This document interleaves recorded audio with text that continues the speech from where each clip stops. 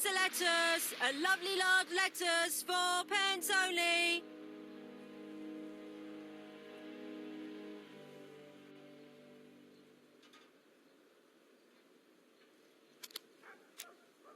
I'll be with you in a few minutes, sir.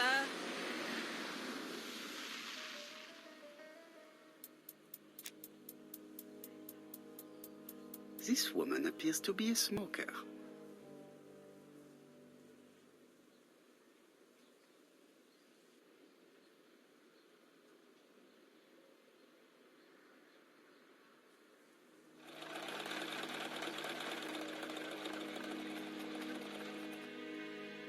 She's a big smoker. She must have been a customer at the tobacco shop.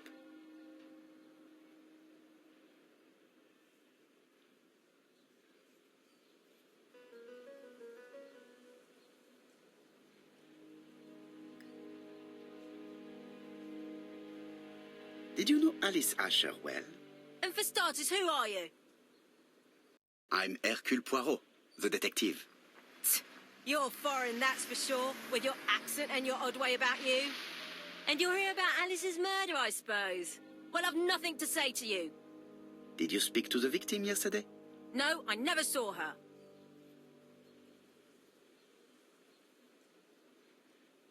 Please, try and help me, madame. Why should I help you? For your beautiful moustache? Heh. Come on, move along now. You're scaring away my customers. Please, do not be ridiculous.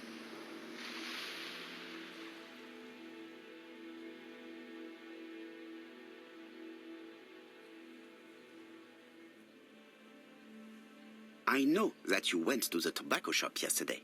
Well?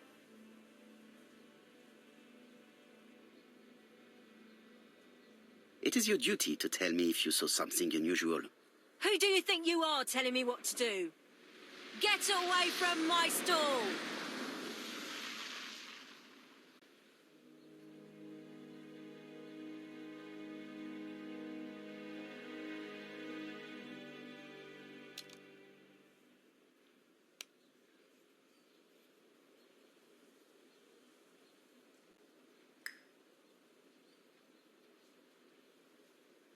Ah, you again? I've nothing to say.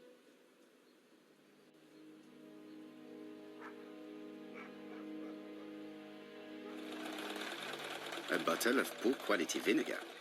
The smell could awaken the dead.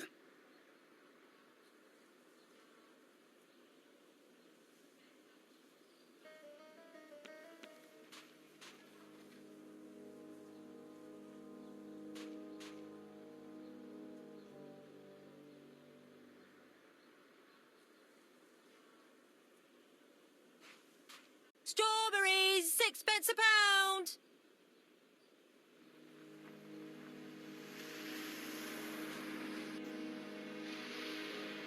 Hey, Poirot. Is the greengrocer causing trouble? I'll sort her out. No, please, leave her, Chief Inspector. I'll get her to talk later. I found the victim's niece. She's waiting for you in the back of the shop. Thank you, mon ami. I'll question her.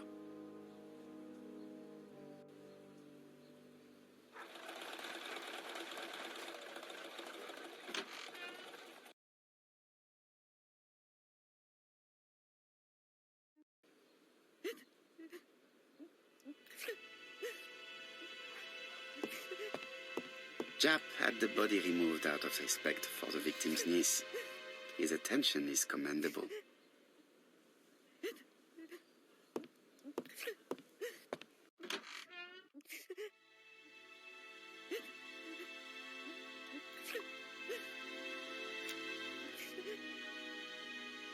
Is her grief sincere?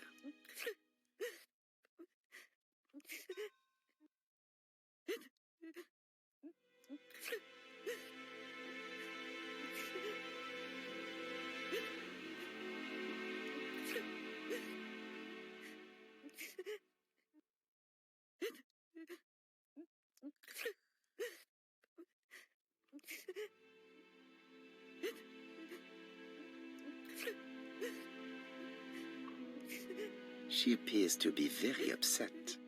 She's dressed in mourning. She looks fragile.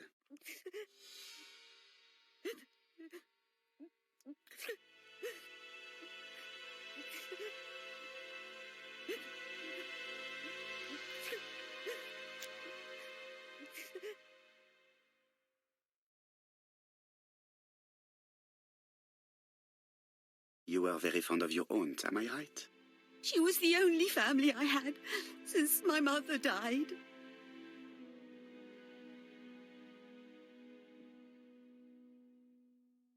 Your aunt did not have any children, is that correct? No, she was separated from her husband. What do you think about Franz Ascher, your aunt's husband? He never left her alone. Poor aunt. She used to drop by all the time and make a scene.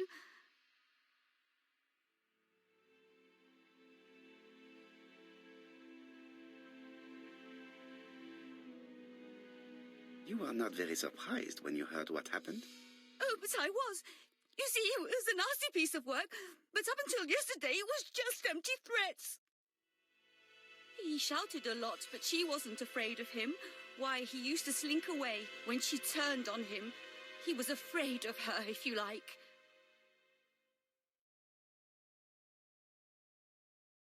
Did your aunt enjoy good health? She had a bad throat, but she was well cared for by a doctor in London. Does Franz Ascher work? All he's done for years is drink and gamble, but he used to be a very good cabinet maker. What does he live on? My aunt used to give him 5 shillings a week.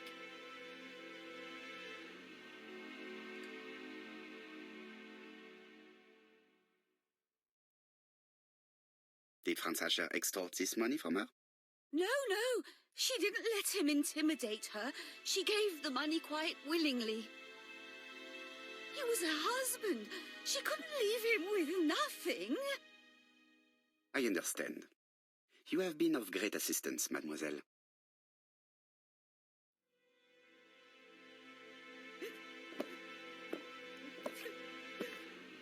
Please take this young lady home. My pleasure. Well, this Franz Ascher does not seem to be quite so dangerous as Jab says. And since Alice Ascher gave him money regularly, it was not in his interest to kill her.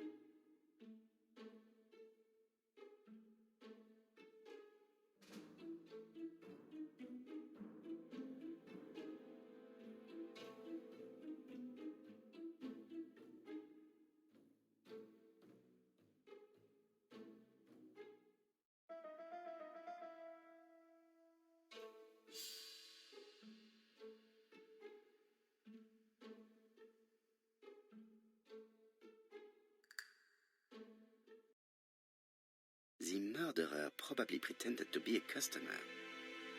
He hit the shopkeeper from behind as he turned round to serve him.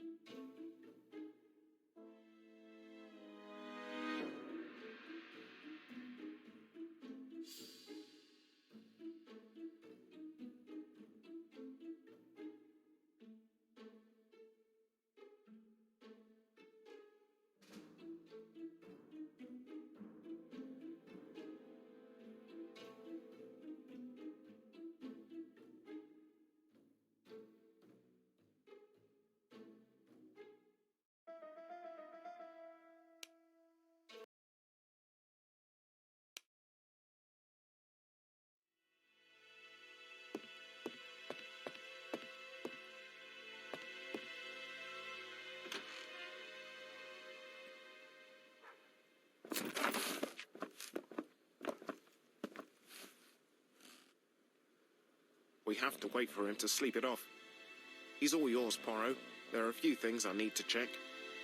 There must be some way of sobering him up. I wonder what his wife used to do.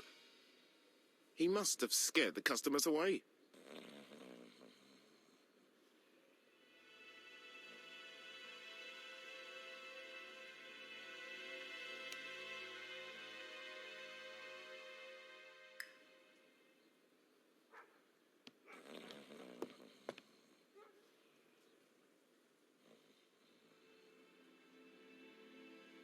It's Alice Ascher's notebook. Ah, that's interesting. It probably contains information about her possible debtors and creditors.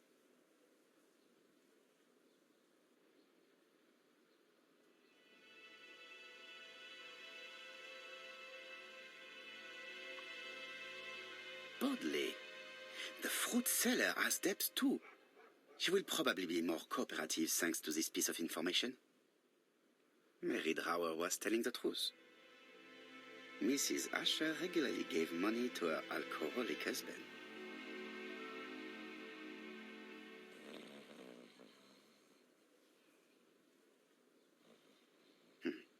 A box of new stockings.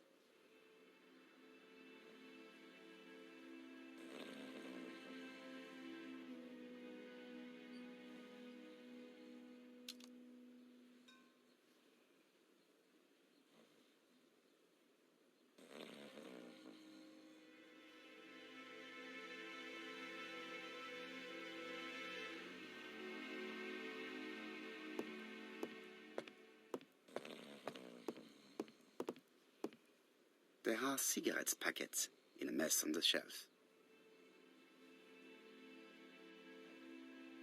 I've finished with this subject.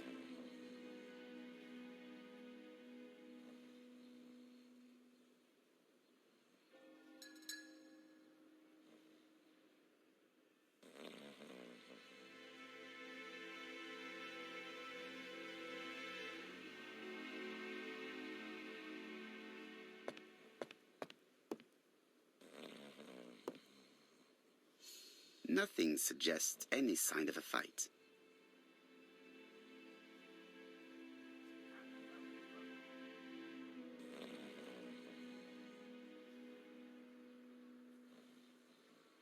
He's not in any condition to be questioned. I have to find a way to sober him up.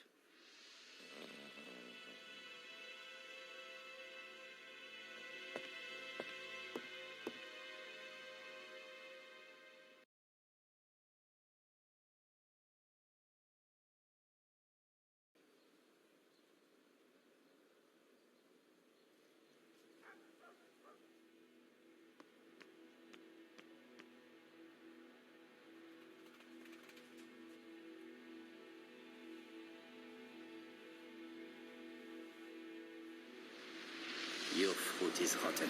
What? A foreigner dares to say that?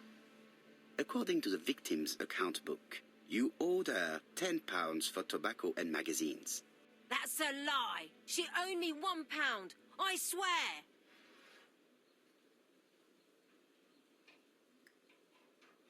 Enough lies! It's not lies. But you're not quite as clever as what you think. Now, please be so kind as to explain this. Look at my account book. Alice owed me £11 for fruit and vegetables.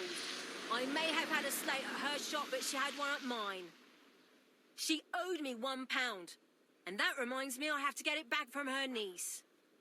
That is quite enough. Your account book has saved you, but I might ask Chief Inspector Japp to throw you in the cells for 1 or 2 nights while he checks your entries. Do you want to go to prison? Prison? Now that's not fair. I haven't done nothing. In that case, I am counting on your full collaboration. Yes, sir. Of course, sir. Listen, I didn't kill Alice, I swear. But it's true that I did go to the shop yesterday. At what time? 6 o'clock. She left me a note saying she wanted some strawberries if I got some. I received them late, about 6. So I took them over to her. But you did not see her. She wasn't in the shop, so I just put the strawberries on the counter and left.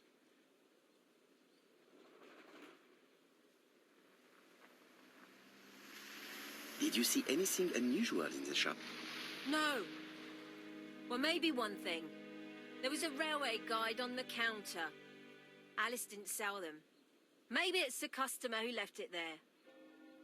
You were not alarmed? I thought Alice had just gone to get her medicine from her room and that she'd be straight back. You mentioned medicine. Something for her cough. She used to take it a lot. Who do you think killed her? France. Her scoundrel of a husband. He was always after her for something. Well, he's a foreigner. Sorry, sir. What I mean is he's German. That's even worse. Did you see Franz Ascher enter the tobacco shop late yesterday afternoon? Well, no. But at that time of the day, the streets are packed, and I have better things to do than watch her shop.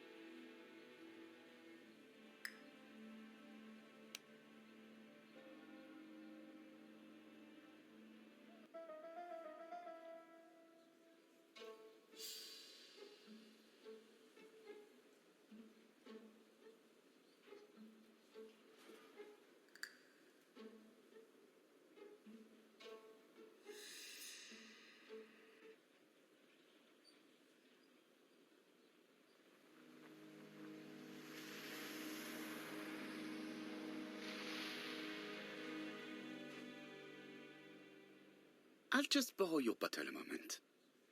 Take it. It's what Alice used to sober up her husband. But try not to empty the bottle.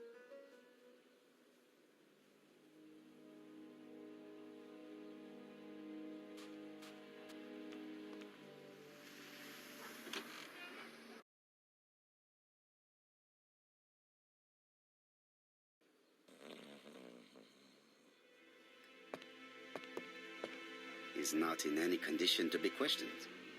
I have to find a way to sober him up.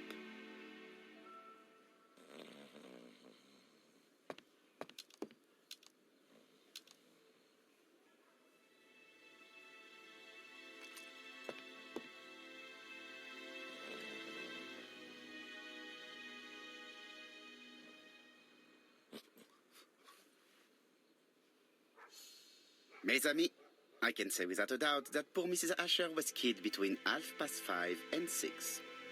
Killed when the street was packed with people. That's rather bold. I've been talking to the neighbours, and... No one's seen anything? Or rather, it's anything and everything. Am I wrong? No.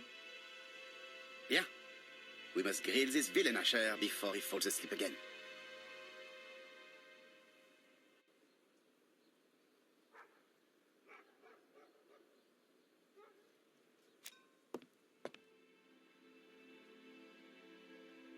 This man is in rather a bad state.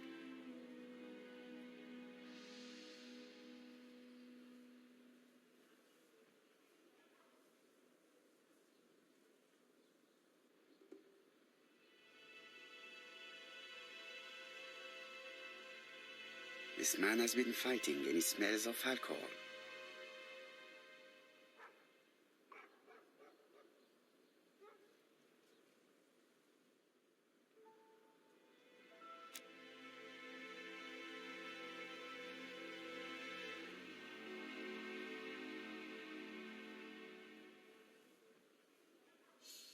What were you doing yesterday at the time of the crime?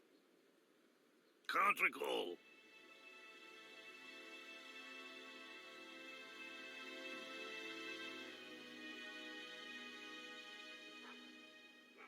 Come on, my friend. Try to remember. It is important.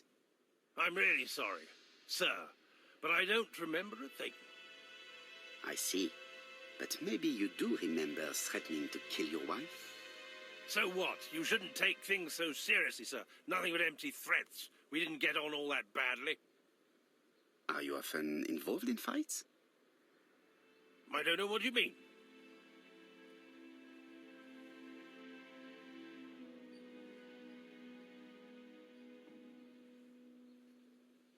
Ascher, look me in the eye and tell me that you were in a fight. I'm looking. No, I wasn't in a fight. You are right. Looking at the state of you, you did not defend yourself. So someone gave you a good beating. A beating? No way. All right, he tore my coat and gave me a black eye. You see the state of him? Very interesting. Who is the other that you struck? Probably best if I tell you everything. Yesterday afternoon, I met Roderick Tanner. We'd bet on a dog fight together. An illegal bet, naturally. Yes, sir. Our dog won.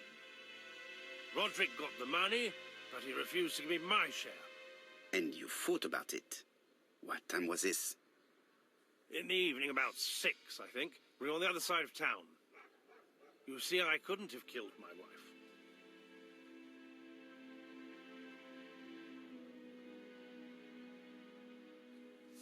Ascher's alibi appears to be confirmed. All the same, I'm going to call and check that he did have a fight with this Tanner on the afternoon of the murder. You can never trust this sort of chap. One thing is certain, Ascher was a ruffian who used to beat his wife. But he is not very educated. It certainly was not him who wrote the letter signed ABC. Let's resume, Hastings. We know the murderer pretended to be a customer. He did not kill her for money, that appears to be certain. I agree with you on that point. And the murderer left an ABC guide as a signature. Therefore, it's likely he wrote the letter. Indeed, but that doesn't explain why and how he did it. You are quite right. Why he did it is a mystery. But as for how he did it, we do know enough to try and reconstruct the events.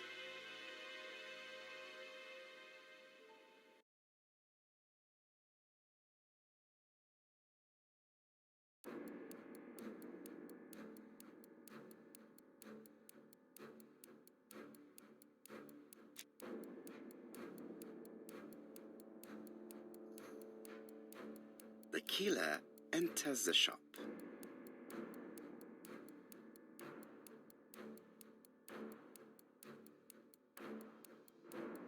Mrs. Ascher turns around to greet her customer.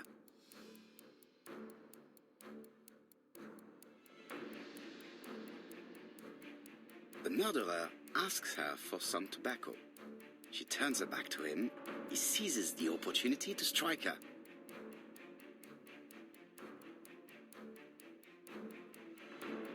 He then places the ABC on the counter before leaving. The ABC was not found like that. We are not far from the solution, Hastings. Would you mind if we thought about it a little more?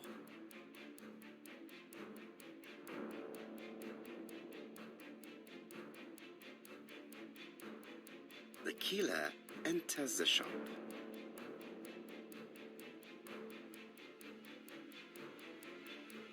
Mrs. Ascher turns around to greet her customer.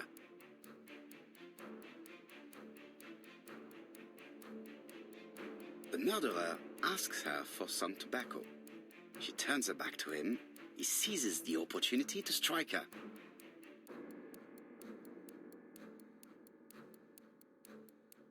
He then places the ABC upside down before leaving. Everything appears to match the crime scene, mon cher Hastings. That is exactly what happened.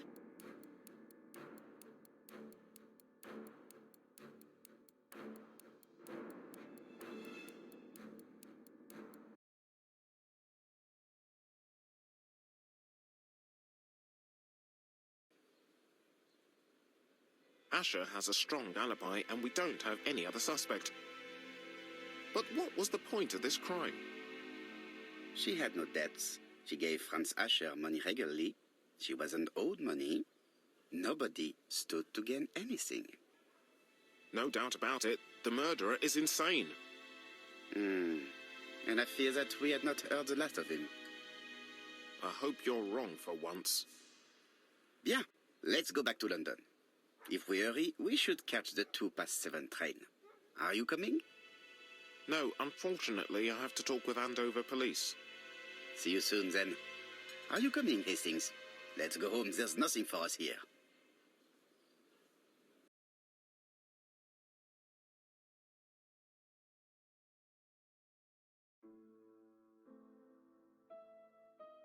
Well, do you have any idea about the killer's identity? The crime was committed by a man of medium height, with red hair and suspicious eyes. He has a slight limp on the right foot, and a wart just below his shoulder blade. Poirot! Mon ami, what do you want? You fix upon me a look of dog-like devotion and demand of me a pronouncement à la Sherlock Holmes. Now for the truth. I do not know what the murderer looks like, nor where he lives, nor how to set hands upon him. What shall we do, then? Nothing. Nothing? Do not be so impatient, Hastings. The killer will manifest himself soon enough. I thought I heard the postman. Maybe there's some news. I will go and see.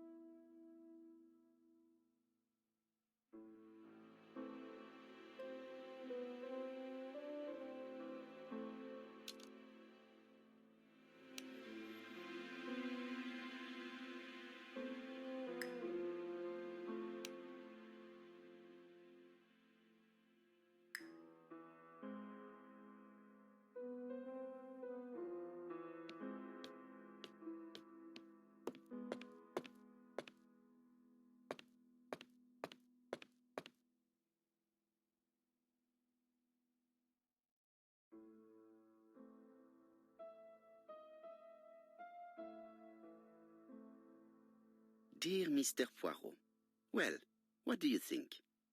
I believe that I won this round. The Andover affair went like clockwork, don't you feel? But the fun has only just started. I would like to draw your attention to Bexhill-on-Sea on the 25th of this month. We're having a crazy time. Best wishes, ABC.